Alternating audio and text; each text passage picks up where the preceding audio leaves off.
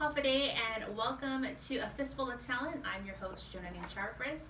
I'm so excited for this episode because joining me, I have Gisela McDaniel. Hoffaday. Hoffaday, thank you for having me. And thank you for being here. I know, your time is very limited on island, so the fact that you're even in here doing the podcast, I really appreciate it. Yes, I'm happy to be here. And I forgot to say, her middle name is Charfauros, so that's a big bonus.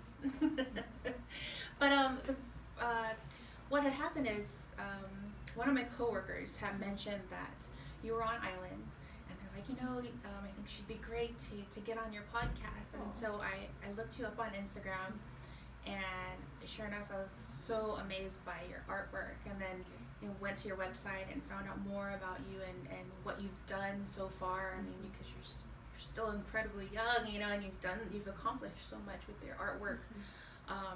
So I knew that I had to get you on here, and but first off, I'm sure that many people are wondering, I guess, your ties to Guam. This is your first time here, right? Yes, this is my very first time here. And how has it been so far? I think I've been dreaming about this since I was really little, and it didn't seem like, because the tickets are always so expensive, it didn't seem like a possibility. My mom hasn't been here since the 80s. She's a race and ethnicity sociology professor, so she's always working. It's hard to make the time, but I lost my grandparents recently, and it really sparked a lot of questions in me. Also being an artist, and I was part of an intersectional feminist collective, and everybody was so proud of their cultures and knew so much about their histories. And the more I tried to look for information, it was difficult, and I just wanted to come and connect to the people and meet family and eat good food. It's been so incredible, and there's so much love here, and I feel honored to be able to experience it and be accepted here. So you currently reside in Detroit, right? Yes. And how long have you? I've lived there for about 3 years, and I was born in Nebraska, and I was raised in Cleveland, Ohio. So kind of Midwest experience. It looks a lot different from here. And I guess at what point did you start wanting to learn more about your culture, your background? Well, I've always known I was Chamorro, and I always connected that with the food and like my family parties, because that was my experience of that. A lot of my family's in San Diego. I know there's a big Chamorro population there, and it just felt really good.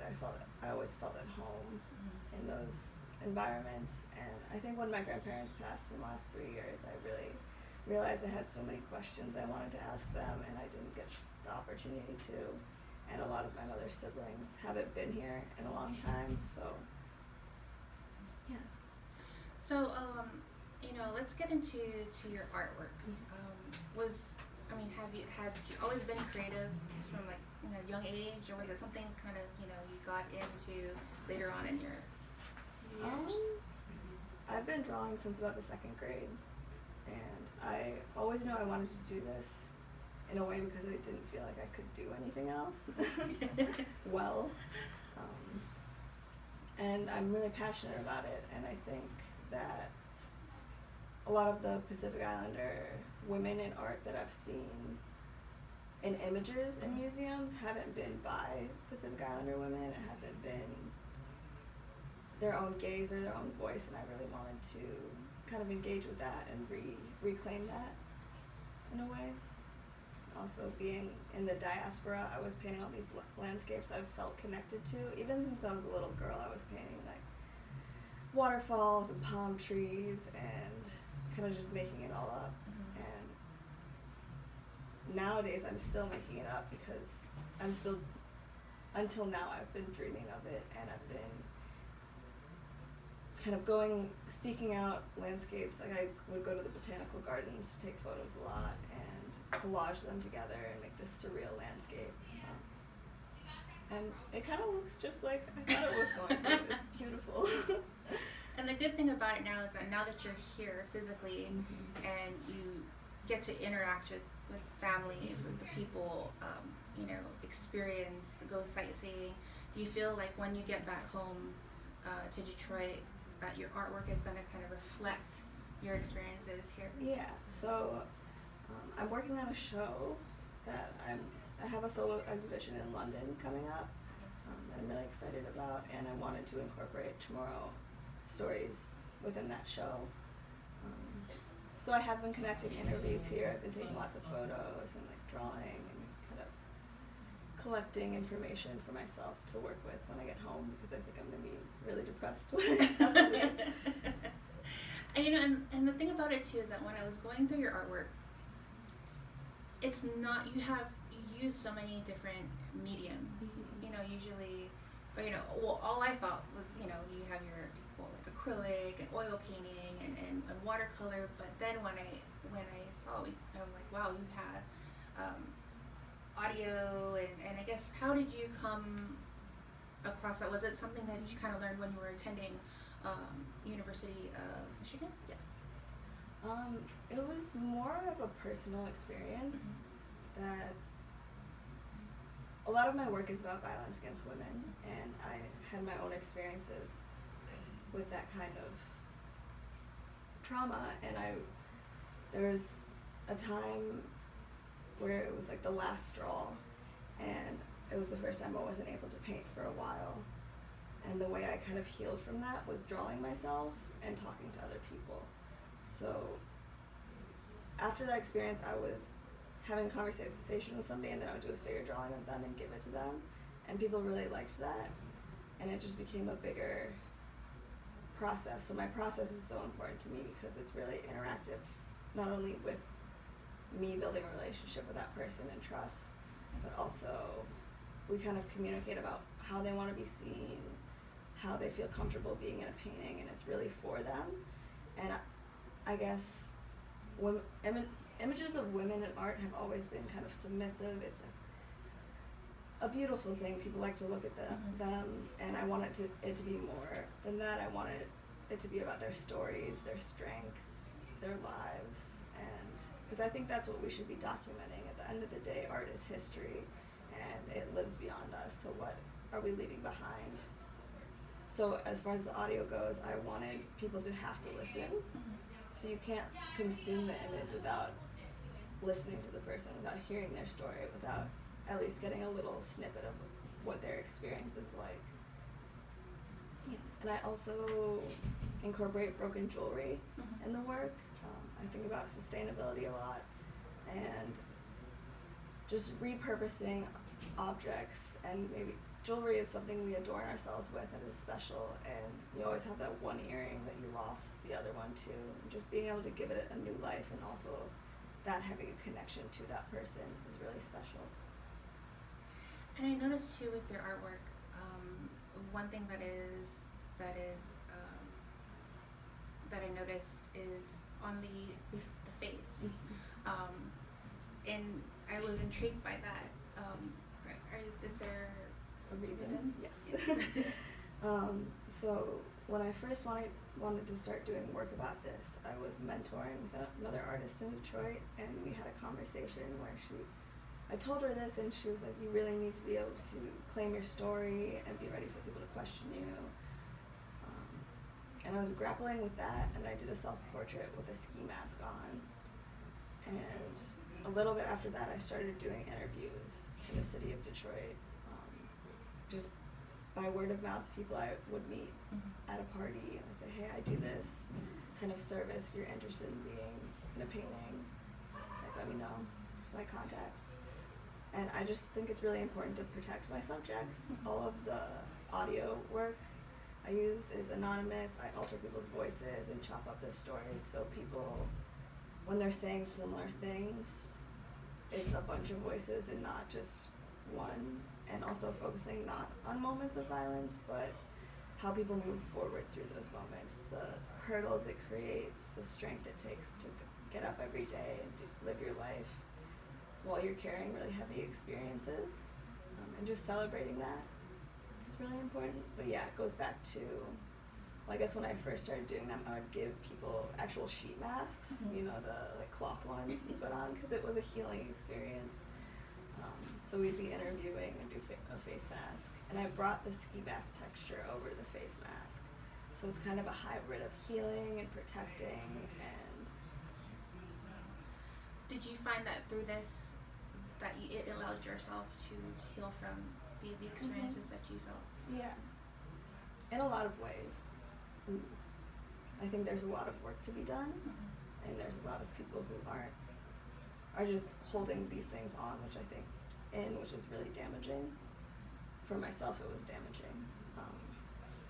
And I just feel like every time I leave one of those interviews, I feel lighter because I could feel the other person feels a little bit lighter, and it's really beautiful. But I did find that I need to take care of myself through these experiences because it's difficult to hear all these stories. So I've kind of opened it up to, instead of absorbing them, I kind of just open up the floor for us both to speak heavy words out and just leave them on the floor and walk away from that. And I think a big part of too the healing experience is realizing that a lot of times people tend to feel like isolated, that it, alone in terms, but when you see other people that have experienced or going through the similar experience, it helps with the healing process and to allow them to open or express themselves and I found that when I was reading your bio about it, it was really beautiful to you're doing a great thing for these women, and at the same time too, you're a piece of you is being healed through it too. Definitely. Do you feel like coming here, it's helped too with the healing process? Getting to meet with family that you probably have never met before, or going to a site that you've never been in. I know I was going through I sometimes Instagram stalk, but I noticed that you went to places in Hagåtña where the Serena statue is, and I mean, I was actually doing an interview for a painting. I mean, do you find it too that meeting some of the people here, that your subjects, your shooting subjects are? I mean, do you? Yeah, it's amazing, and I really want to know what's going on here and like how I can help and what women need here, because I think it's really important. And if you don't have resources or if you don't have space to talk. And I think too, like you came at such a crucial time, because we have, you're talking about sustainability, and you have more and more of these small local businesses really trying to push that. Really, you have the Sustainable Sisters,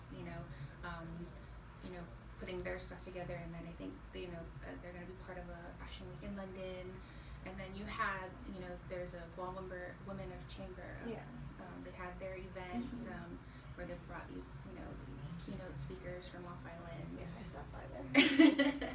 And and just seeing like there are more and more women entrepreneurs. Then yesterday was International Women's Day, so so I think you're here, and it's great that you're able to kind of soak in all that stuff before you leave, and it feels like how you were here for how many weeks? 2 weeks. It was supposed to be 3 weeks, but I had to go to an art show, so. Darn that art show. Yeah, it was cool. Actually, I met a curator who's half Chamorro, and she put me in the Dhaka Art Summit, and I did a body of work on mixed race people in the States that are from U.S. territories, and half of them ended up being Chamorro because I had to interview my family, and it was really cool to have those conversations. And I think colonization is definitely a form of violence, and just talking about that, seeing, like, coming here and seeing what it looks like with, hotels and the military, and I don't know, just figuring out how I really feel about that, and figuring out, just seeing how it affects people here is interesting. Now, I know that in Detroit, you're part of a collective called Detroit Babes? Detroit Art Babes, Art yes. Babes. We are no longer active right now, but it was a really wonderful group of people to kind of come into the community with, who are all talking about really passionate about very similar things of identity, being a femme-identifying person, and caring about seeking the same needs and supporting each other. And I know, too, I was looking at your resume, and you've had your artwork featured in, so many art shows and things. Has, looking at all that, your body of work, is there a particular show or exhibit that kind of stands out to you as being one of your, like, I guess, more significant? I guess the solo show I had at Playground Detroit last summer was really, really special to me because I was showing the interviews that I did in Detroit for about a year and a half with women talking about violence, and I showed it in their own communities, which was also a really important reason for them to be anonymous and for them to have masks on.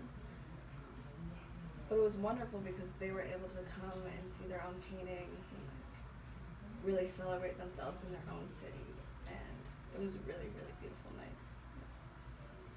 And I think the great thing about it too is that while you were here, you've gotten to kind of connect too with the artist community. I know that you connected with Joan Aguon. I've interviewed him a couple of times. He's a great guy. And I know that you had the opportunity to showcase one of your pieces at the, I think it was at Outrigger. Yeah. That we put that together really last minute. But. And were you able to kind of interact with the other artists that were? Yeah, so I met some older artists, and it was really cool just to even see their work and see what's being made here and see what opportunities Chamorro artists have here, kind of understand. I also met with Rick Castro. Oh yes, which was great. I enjoyed his work, and it was great to speak to him and see his gallery. And the Guam Artist Network. Oh yes, at the in the coffee shop.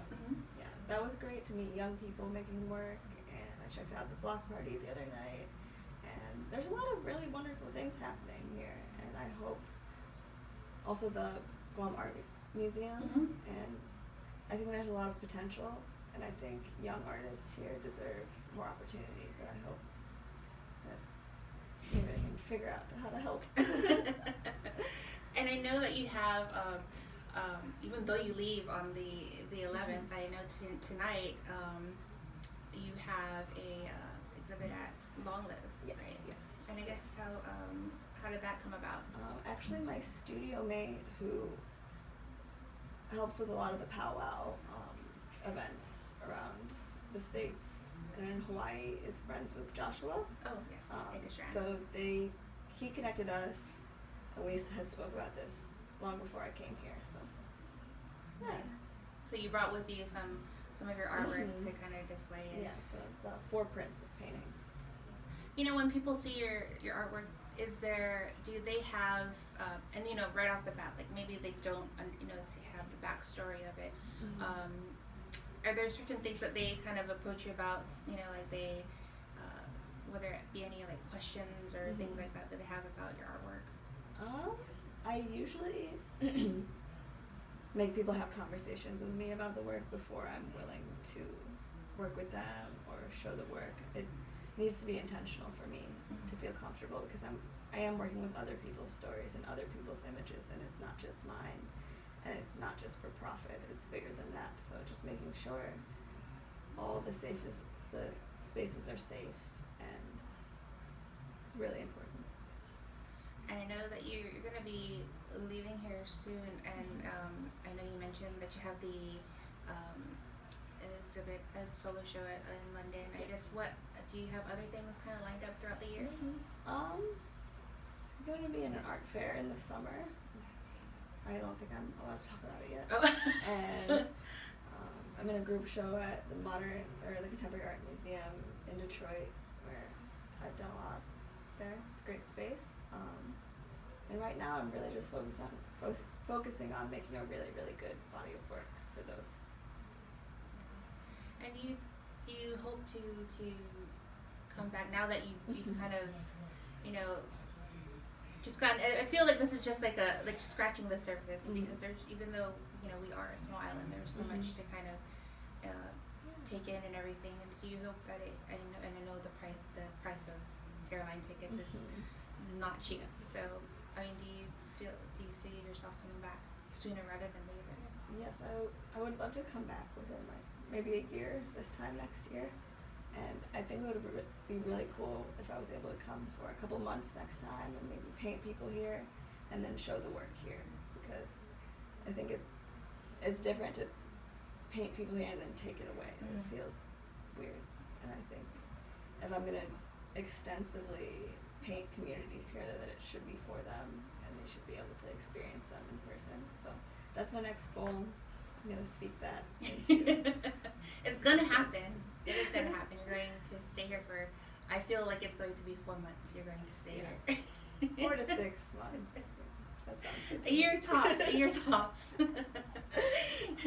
And, you know, looking at your artwork too, and saying that you started at a young age, was there an artist that you kind of, you know, one of your favorite artists you kind of looked up to? Women artists have always been amazingly inspiring to me, but the artist that really, really affected my practice was Gauguin. I don't know if you're familiar with his work.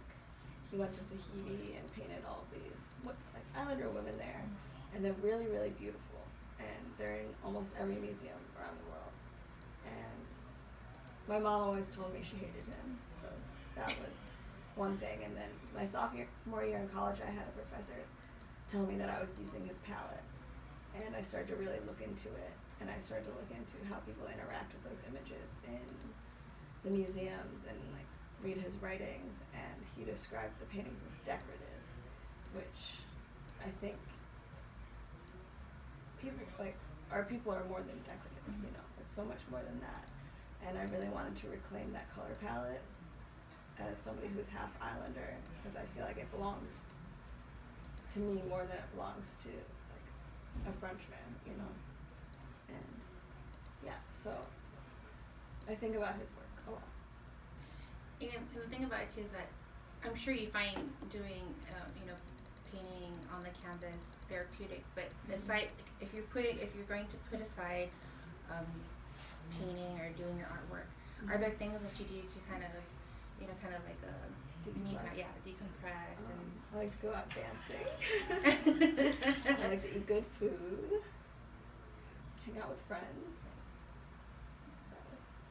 And if people want to know more information about where they can see more of your artwork and you know, kind of, because I mean, I cannot stress enough, you know, I know we're just talking about it, but I think they really need to see like the visual of just how captivating your artwork is. Where can they find out more about you? I'm on Instagram at Gisela McDaniel, and I also have a website, www.giselamcdaniel, that I'm rebuilding right now, so maybe check out the Instagram. And yeah, I'm always looking to connect with activists here, and really anybody who would be interested in being in a painting in the future. And I feel like I've started to make friends towards the end of the trip, and I'm really, really sad to leave. It's their way of saying, stay. Everything is saying that. The trees are saying it, the water is saying it. The weather's been cooperative too, so, you know.